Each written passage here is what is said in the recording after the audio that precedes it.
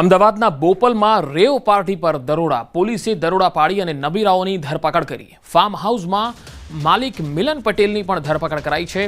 દારૂ સહિતની વસ્તુઓ પોલીસે કબજે કરી છે. શ્રીલજના ઝે ફાયર ફાર્મ પર બોપલ પોલીસે દરોડા પાડ્યા હતા. 13 વિદેશી નાગરિક સહિત 20ની ધરપકડ કરાઈ છે, જ્યારે 6 મહિલા પણ સામેલ હતી. ભારતમાં અભ્યાસ માટે વિદેશથી આવેલા નાગરિકો પણ તેમાં સામેલ હોવાની માહિતી છે. કેન્યા, આફ્રિકાથી ભણવા આવેલા વિદ્યાર્થીઓ પણ સામેલ હોવાની માહિતી છે. તમામને મેડિકલ તપાસ માટે સિવિલ હોસ્પિટલ લઈ જવાયા છે.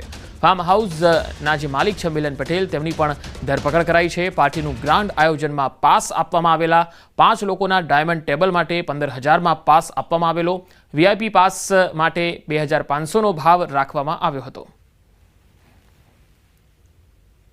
તો 8 અલગ અલગ તસવીરો અમે આપણે બતાવી રહ્યા છે. કેટલાક જે લોકો હતા મીડિયાને જોઈને ભાગી છૂટ્યા હતા. રેવ પાર્ટીમાં જ્યારે પોલીસે રેડ પાડી ત્યારે રંગમાં જાણે ભંગ પડી ગયો અને તમામ લોકો હતપ્રભ બની ગયા. પાર્ટીના જે છે એ પાસ પણ ખૂબ મોંઘા રખાયા હતા.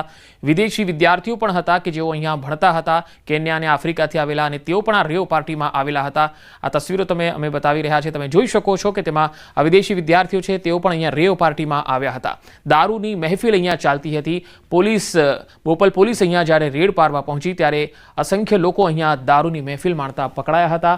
અહીંયા પોલીસે આ નબીરાઓની ધરપકડ કરી છે. કાયદેસરની કાર્યવાહી ચાલી રહી છે. જે લોકો પકડાયા છે તેમને સિવિલમાં મેડિકલ ચેકઅપ માટે લઈ જવામાં આવ્યા છે. દારૂ સહિતની જે વસ્તુઓ છે એ પણ સ્થળ પરથી કબજે કરવામાં આવી છે. હવે આગળની તપાસ ચાલી રહી છે.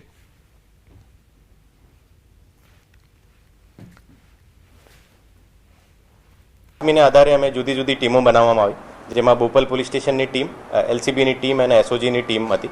એ જુદી જુદી ટીમો એને અમારા બાતમીદાર, અમારા ટીમના જે સભ્યો જે છે એ ઇવેન્ટના પાસ જે લઈને આ ઇવેન્ટમાં એન્ટર કર્યા હતા, અને ઇવેન્ટમાં જે વસ્તુ ચાલતી હતી તમામ વસ્તુની માહિતીના આધારે જે અમે એક આ રેડ પાડવામાં આવી હતી. 20 લોકોની અટકાયત કરવામાં આવી છે. એ 20 લોકોમાં મેજોરિટી જે છે આફ્રિકન નેશનલ્સ છે, જેમાં સૌથી વધારે કેન્યાના લોકો છે. અને તમામ લોકો જે અહીંયા જુદી જુદી યુનિવર્સિટીઝમાં ભણતા હતા અને અમદાવાદના જુદા જુદા વિસ્તારોમાં રહેતા હતા. ઓર જે એને સાથે સાથે આજે પાર્ટીના આયોજનમાં જે લોકો, તમામ લોકો જે હતા એ તમામની પણ ધરપકડ કરવામાં આવી છે. જે ફાર્મ હાઉસના જે ઓનર છે મિલન પટેલ, એની પણ ધરપકડ કરવામાં આવી છે. પાર્ટી જે એનો કહેવાનો હતો કે જે રીતે આ જે પાર્ટી એન્યુઅલ ગેટ ટુગેધરની એવજમાં હતી, ઓર એમાં મ્યુઝિક અને લાઇટ શો જેવું એની થીમ હતી. અને સાથે સાથે પછી પાછળથી જાણવા મળ્યું છે કે એમાં દારૂ પણ સારું કરવામાં આવશે. 11 વાગ્યાથી લઈને સવાર 4-5 વાગ્યા સુધી અમારી રેડ ચાલી હતી.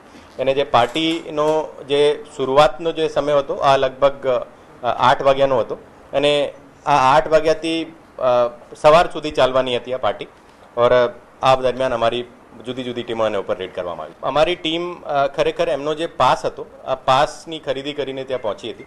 આ પાસ એક વોટ્સઅપ ગ્રુપને મારફતે, એનો એક ક્લોઝ ગ્રુપ હતો, એ ક્લોઝ ગ્રુપના મારફતે વેચવામાં આવ્યો હતો. પાસની 3 કેટેગરી હતી. પાસની જુદી જુદી કિંમત હતી. જે એક 2500નો હતો, એક અર્લી બર્ડ્સ માટે 700નો હતો, અને જે એક જે ડાયમંડ કેટેગરીનો છે 25,000નો પણ પાસ હતો. ગુજરાત યુનિવર્સિટીના છે એ તમામ લોકોની જે આ પ્રકારની જે ગુના આચરિત કરવાનો હતો, આ તમામની માહિતી અમે જે તે યુનિવર્સિટીમાં લિખિતમાં જાણ કરવામાં આવશે.